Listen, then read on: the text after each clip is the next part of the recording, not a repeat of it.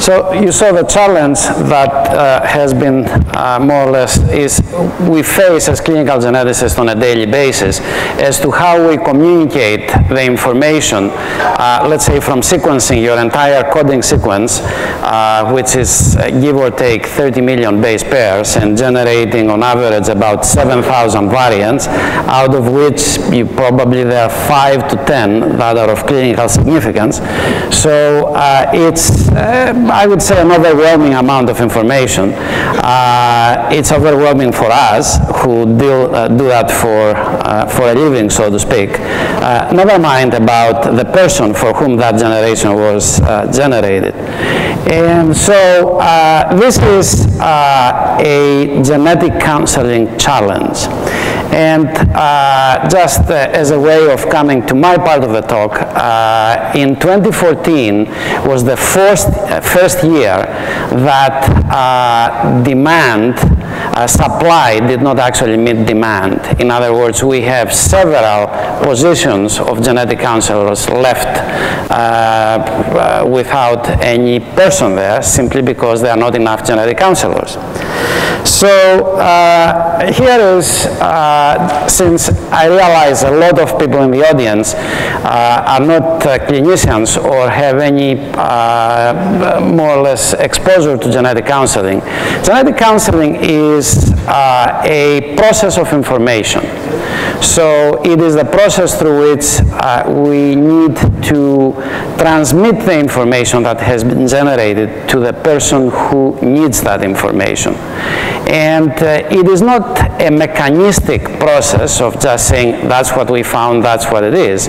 It is actually this information will need to be conveyed in a way that the person absorbs it, registers it, and hopefully translates it into some action.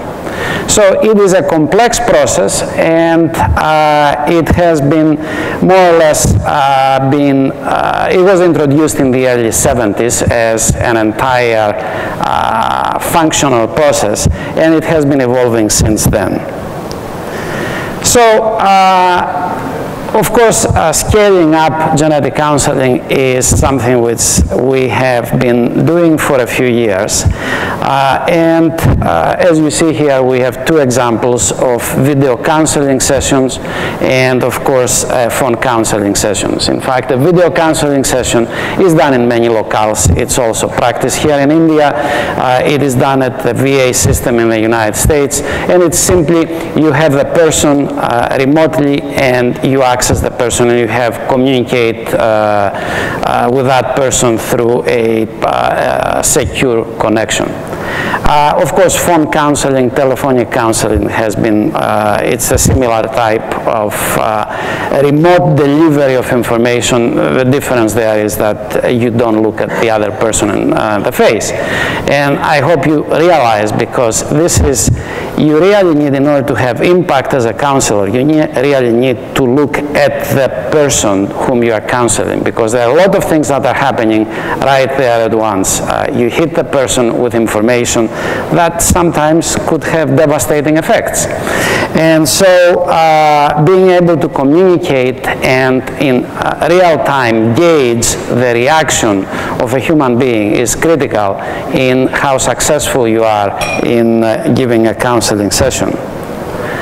So with all these challenges that you heard, we really need to look into how we build a scalable solution.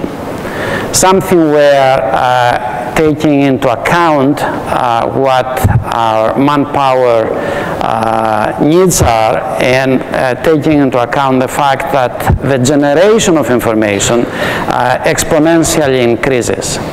And so how we can do that? We have something which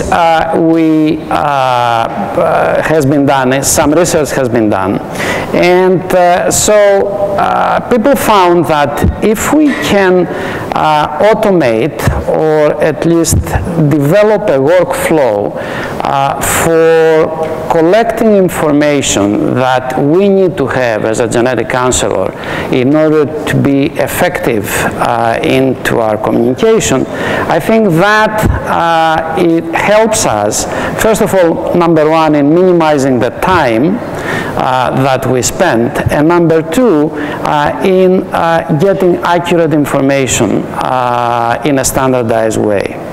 And so focus the counseling session, instead of getting general basic information, into delivering the message.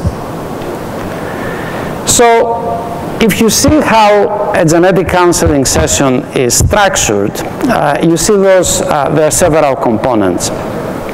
And of course, these are the components that need to be in place and usually take place during a counseling session.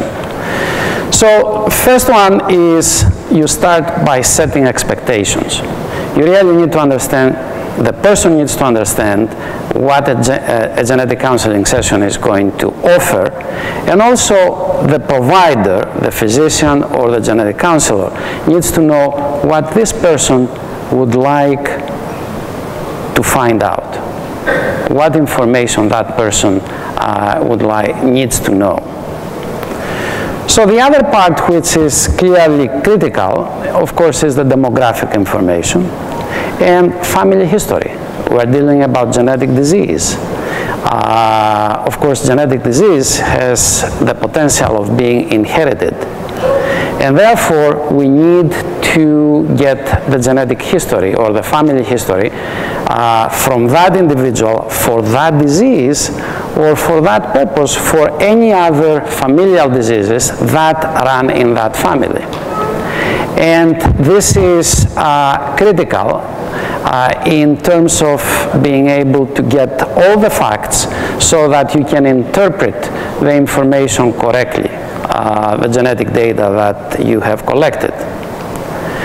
The third process, of course, which I probably should have put it in the beginning, is consent. This person needs to consent, first of all, for the sample to be, for the blood sample to be drawn, for the test to be done, for the information to be analyzed and possibly used in ways that this person has not necessarily considered when he or she gave a blood sample. So consenting is a critical part of counseling. Of course, the next part is interpretation of results. You have data there, how you interpret them. And we are not talking about medical interpretation. This is part which goes into the report that we sign off and send. It is interpretation of the results for the lay person. How the lay person understands that information. What does it mean for him or her? And finally, what is the next steps? This is what you would, in medical parlance, would say, okay, what is the predictive history there? What does it mean for you? Okay, we identified this condition. What does it mean? It means that in 5 years' time, you are going to develop that symptom. In 10 years' time, you might require surgery. You might drop dead. I mean, this is important information. The other part is very good. We found that you have this change. Now, if you are part of reproductive age,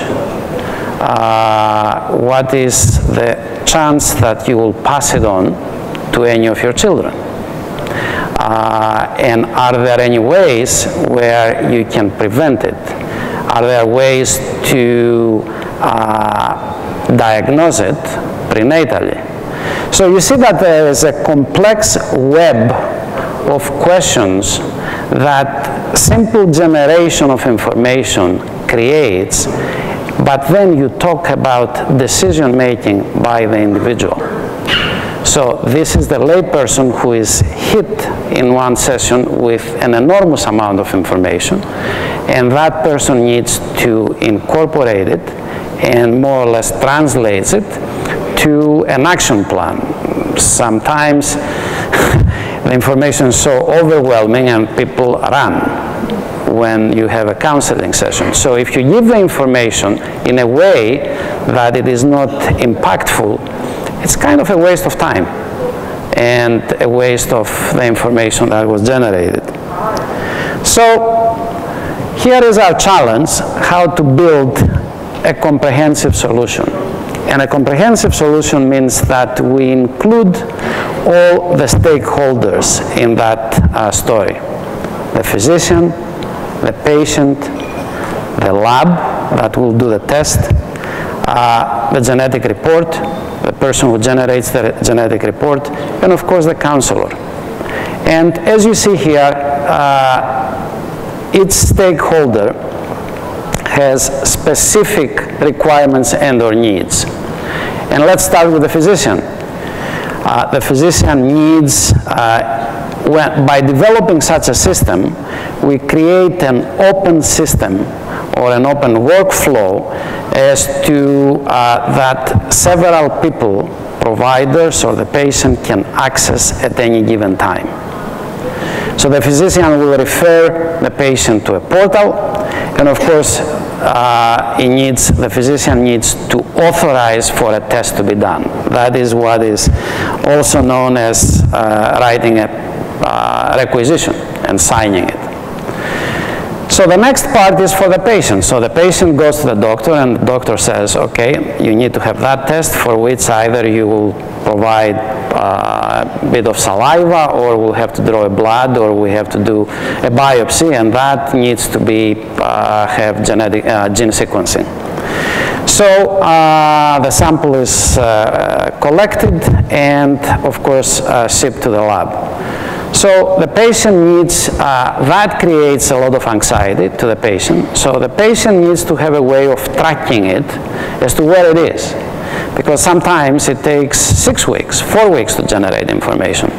Well, how about if I tell you, start worrying,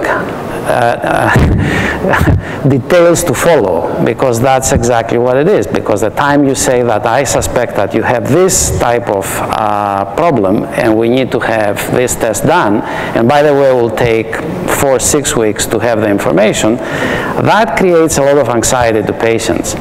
And so we'll need to more or less have a system where the patient will be able to track where the information, where it is. Of course, the lab needs to post the results, and of course the report needs to be accessible by the physician and or the counselor. And finally, the counselor needs to have a way of getting access to that information so that can design his or her session with the patient. So there are going to be 3 slides here because I was shown that my time is over, where how we build a robust solution involving the different stakeholders, the physician, and you see what the physician needs to have actually in place for that system to be effective, the patient, how the patient needs to have access to that information and more or less track the information, and being able to schedule visits, and of course the genetic counselor as to how that person can access the information and therefore refer to material that needs to be in place before the counseling session takes place. In essence, what we're talking about automating a workflow platform which can be remotely accessed by several stakeholders, and that workflow will give a sense to all individuals where the process is, and how they can actually access that and or ask questions. And obviously, where the future takes us,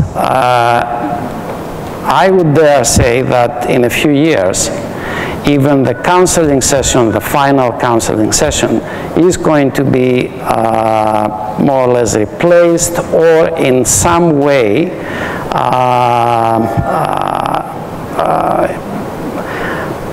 interrupted by a sophisticated intelligent system where the patient at his or her own leisure, time, frequency can actually access a system and get questions and answers there. Of course, that system, we are not there yet, is going to take some time and will create a lot of questions by several constituencies, but that is how ultimately genetic information will be dispensed in a way that is both efficient and also patient-specific. Thank you for your time.